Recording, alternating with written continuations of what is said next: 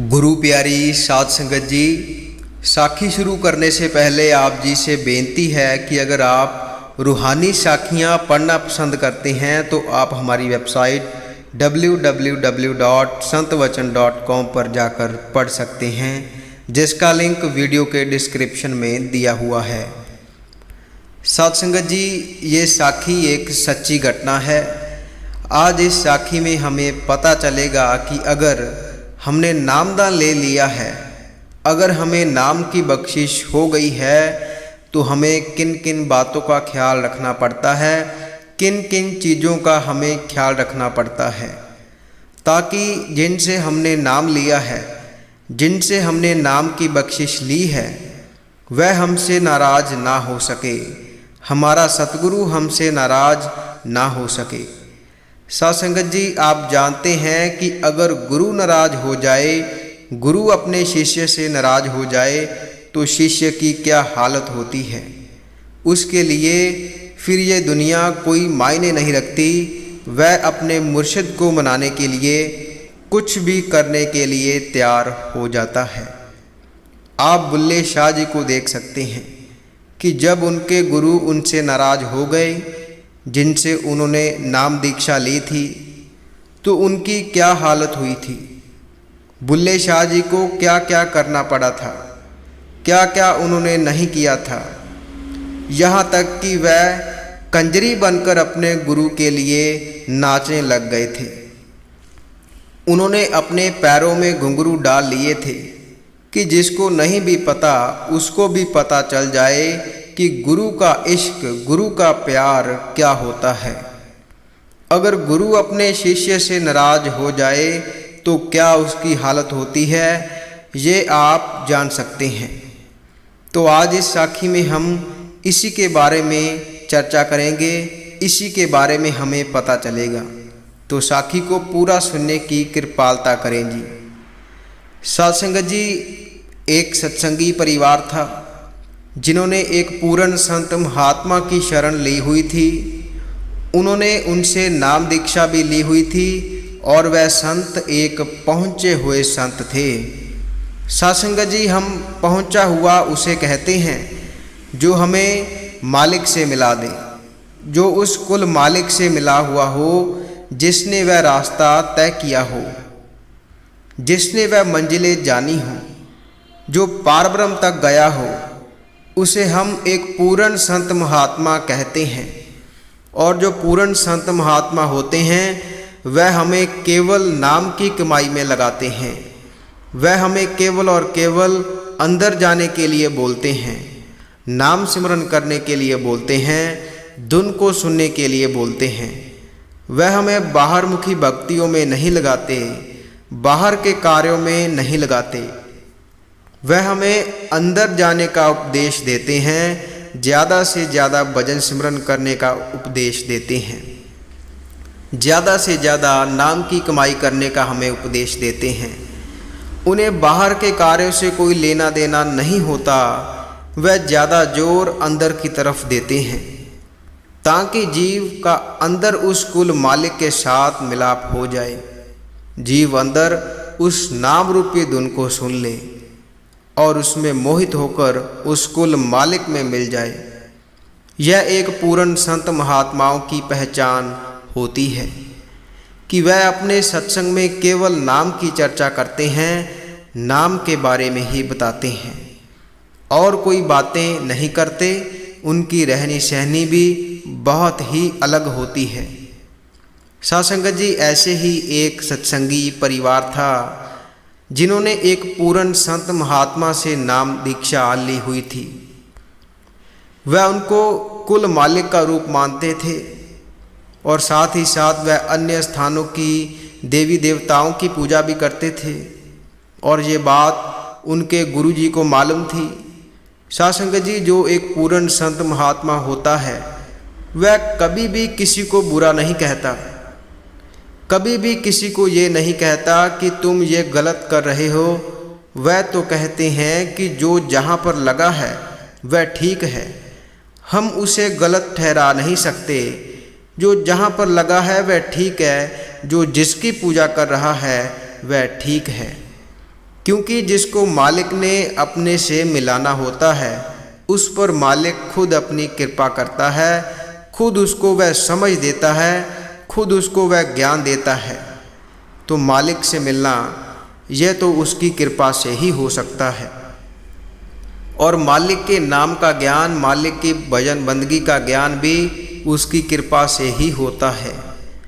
तभी जीव उस राह पर चलता है। मालिक हर पल उसकी संभाल करता है, उसका मार्गदर्शन करता रहता है। लेकिन हम में से कुछ जीव होते हैं जो डोल जाते हैं, जिनको भरोसा नहीं होता, जिनका मन डोल जाता है। ऐसी परिस्थिति में अक्सर हम दूसरों के पास जाते हैं कि वह हमारी मदद करें। सासंगत जी, ऐसे ही वह सत्संगी परिवार भी था जिनका बहुत अच्छा बिजनेस था, अच्छा काम उनका चल रहा था। लेकिन जैसे कि आप जानते हैं कि बिजनेस में उतार चढ़ाव तो चलते ही रहते हैं, कुछ ना कुछ होता ही रहता है। तो उन्हें बिजनेस में बहुत सारा नुकसान हो गया, उनका घर तक दांव पर लग गया। और जब ऐसी मुसीबत आई तो वह अपने गुरुजी के पास गए। सासंगत जी, उन्होंने कहा कि हमें डोलना नहीं है, उस कुल मालिक पर विश्वास रखना है। वह जो भी करता है ठीक ही करता है। अगर वह एक रास्ता बंद कर देता है तो 10 और खोल देता है। हमें उसकी भजन बंदगी को समय देना है, बाकी कार्य उसका है। हमें दिल नहीं छोड़ना, हमें उस पर विश्वास रखना है, उस पर भरोसा रखना है, वह सब ठीक कर देगा। जब ये बातें उनके गुरुजी ने उनसे कहीं तब वह घर आ गए। और घर आकर उनके कुछ अन्य परिवार वालों ने पूछा कि गुरुजी ने क्या कहा। तो उन्होंने कहा कि गुरुजी ने उपदेश दिया कि मालिक पर भरोसा रखो, उस पर विश्वास रखो, मालिक सब ठीक कर देगा। लेकिन इस बात को सुनकर उन्हें कोई तसल्ली नहीं हुई, क्योंकि सासंगत जी, जो मन है यह इतनी आसानी से काबू में नहीं आता। परिस्थिति को देखकर यह डोल ही जाता है, डोलना इसका स्वभाव है। तो ऐसे ही उनका मन भी डोल गया और उन्होंने दूसरे लोगों के पास जाना शुरू कर दिया। और जैसे कि आप जानते हैं कि जब हम किसी के पास जाते हैं तो वह हमें जो जो कहते हैं वह हमें करना पड़ता है, जो जो वह बताते हैं वह हमें करना पड़ता है। तो ऐसे ही उन्होंने भी किया और इसकी खबर उनके गुरुजी को हो गई। क्योंकि साध संगत जी, जो संत महात्मा होते हैं उनसे कुछ छिपा नहीं होता, उन्हें पूरे ब्रह्मांड की खबर होती है कि कहाँ पर क्या हो रहा है। लेकिन वह चुप रहते हैं, कुछ बोलते नहीं। मालूम उन्हें सब होता है कि कहाँ पर क्या हो रहा है, किसके मन में क्या चल रहा है। तो ऐसे ही उन्हें खबर हो गई और वह मन ही मन मुस्कुराने लगे। सासंगत जी, जब किसी का बाप इतना बड़ा हो, जब किसी का बाप राजा हो और उसके बच्चे भिखारियों की तरह भीख मांगें, तब बाप को कैसा लगता है। बाप के मन को ठेस तो पहुंचती ही है। बाप कभी नहीं चाहेगा कि उसके बच्चे दर दर भीख मांगें। वह तो चाहता है कि मेरे बच्चे मुझ पर विश्वास रखें, मेरे हुक्म में रहें, और धीरे धीरे वह सब ठीक कर देता है। लेकिन हम में से कुछ होते हैं जिनमें धैर्य नहीं होता, वह फिर ऐसे कार्यों में लग जाते हैं। तो जैसे जैसे उनको बताया जाता वह वैसे वैसे करने लगे। जब उन्होंने जैसे जैसे बोला गया सब कर दिया, तो कुछ दिनों बाद वह अपने सतगुरु से मिलने उनके डेरे में गए। और जब वह वहाँ पर गए तो वह साधु संत महापुरुष धूप का आनंद ले रहे थे। सर्दियों का मौसम था, धूप बहुत ही अच्छी निकली थी और वह धूप का आनंद ले रहे थे। उनके डेरे में और कोई नहीं था। वह अक्सर हफ्ते में 1 या 2 बार शरीर की मालिश करवाया करते थे, क्योंकि साध संगत जी, उनकी भजन बंदगी इतनी थी कि वह घंटों बैठे रहते। दिन रात का कोई हिसाब नहीं होता। अगर मालिक की भजन बंदगी के लिए वह गए हैं तो पता नहीं कब लौट कर आएंगे। इसका कोई समय बताया नहीं जा सकता। सेवादार उनके लिए खाना रख कर चले जाते हैं, लेकिन खाना वैसे का वैसा पड़ा रहता है। लेकिन उनके बाहर आने की कोई खबर नहीं होती। तो संगत डेरे में जाती थी और बाहर से ही उनको नमस्कार कर कर आ जाती थी। लेकिन उस दिन सौभाग्य से गुरुजी धूप का आनंद ले रहे थे, तो उन्होंने उस परिवार के कुछ जीवों को अपने डेरे में सेवा में लगा दिया और उन्होंने बहुत ही प्यार से वहाँ पर सेवा की। परिवार के कुछ सदस्य गुरुजी की मालिश करने लग पड़े। साधुसंगत जी, उन्होंने मालिश करते वक्त देखा कि गुरुजी के पेट पर छाले पड़े हुए हैं। साधुसंगत जी, उनकी भक्ति इतनी थी, उनकी बैठक इतनी थी कि उनके पेट पर छाले पड़ जाते। तो वह समझ गए कि गुरुजी की बैठक के कारण ही ये छाले पड़े हैं। तो जब उन्होंने गुरुजी की मालिश कर दी, तो जब शाम का समय हुआ, तब सभी परिवार के सदस्य गुरुजी के पास आ गए और उन्होंने गुरुजी से घर जाने की आज्ञा ली। गुरुजी ने उस समय वहाँ पर कहा कि हमें डोलना नहीं चाहिए, लेकिन हम डोल जाते हैं। करना तो उस कुल मालिक ने ही है, जो भी करना है उसने ही करना है। हम जो मर्जी कर लें, लेकिन होना उसकी मौज से ही है। लेकिन फिर भी हम भूल जाते हैं, जब मालिक ने हमारी बाजू पकड़ी है, हमें अपनी शरण बख्शी है, तब हम फिर क्यों डोलते हैं? क्यों हम उसके बाणे में नहीं रहते? जो भी देना है उसी ने देना है, देने वाला एक है। तो ये सब बातें सुनकर उनको पता चल गया कि गुरुजी हमें समझा रहे हैं और गुरुजी को पता चल गया है कि हमने क्या क्या किया है। तो उस परिवार के कुछ सदस्य तो रोने लग गए, गुरुजी की शरण में पड़ गए, गुरुजी के चरणों में पड़ गए और ज़ोर ज़ोर से रोने लगे कि हमें बख्श दो, हमें बख्श दो। और कहा कि गुरुजी, आप तो सब जानते हैं, आपसे क्या छुपा है, आप तो जानी जान हैं, आप अंतर्यामी हैं। लेकिन हम क्या करें, हम तो एक साधारण मनुष्य जीव हैं, मन हमारा वश में नहीं है, डोल जाता है। तो उस समय गुरुजी ने उन्हें आशीर्वाद दिया कि सब ठीक हो जाएगा। और उसके बाद उनका बिजनेस जो एक प्रकार से ख़त्म ही हो गया था, वह धीरे धीरे ठीक होने लगा। उन्हें समझ में आने लगा कि गुरुजी की कृपा से ही हो रहा है और जो उनके काम रुके हुए थे वह सब होने लगे।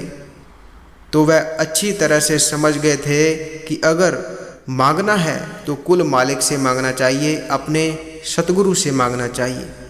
देने वाला एक ही है, क्यों ना उसे सीधा ही मांग लिया जाए। देना तो उसने ही है, जो भी देता है वही देता है। जैसे कि वाणी में आया है, दद्दा दाता एक है, सबको देवन हार। और वाणी में यह भी फरमाया गया है कि वह मालिक तो हमें शुरू से ही देता आया है और देता आ रहा है। उसने देते देते हमें नहीं थकना, हमने लेते लेते थक जाना है। उसकी कृपा अपार है, उसके पास किसी चीज़ की कोई कमी नहीं है।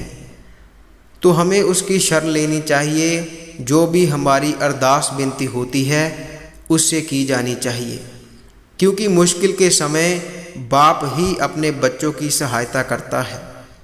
साध संगत जी, हमें भी उस कुल मालिक की भजन बंदगी करनी है, उसके बाणे में रहना है, रोज़ाना उसकी भजन बंदगी को समय देना है, अपनी हर मुश्किल उससे साझा करनी है और उस पर भरोसा रखना है, उस पर विश्वास रखना है, डोलना नहीं है। साध संगत जी, वह सब जानता है, उसको पता है कि मेरे बच्चे दुखी हैं, परेशान हैं, तो वह कोई ना कोई रास्ता निकाल ही देता है, मार्गदर्शन कर ही देता है। कोई भी बाप अपने बच्चों को दुखी देखकर खुश नहीं हो सकता, तो हमें भी उस पर भरोसा रखना है। वह हमारी पुकार सुनता ही सुनता है और हर पल हमारी संभाल करता है और करता आया है। साध संगत जी, इसी के साथ हम आपसे इजाज़त लेते हैं। आगे मिलेंगे एक ऐसी ही रूहानी साखी के साथ। अगर आप ऐसी रूहानी साखियाँ सुनना पसंद करते हैं तो आप इस चैनल को सब्सक्राइब कर लीजिए और साथ ही बेल आइकन पर भी प्रेस ज़रूर कर दीजिए, ताकि हम जैसे ही नई साखी अपलोड करेंगे उसकी नोटिफिकेशन आप तक पहुंच जाया करेगी। और अगर आप पढ़ना पसंद करते हैं तो आप हमारी वेबसाइट www.santwachan.com पर जाकर पढ़ सकते हैं, जिसका लिंक वीडियो के डिस्क्रिप्शन में दिया हुआ है।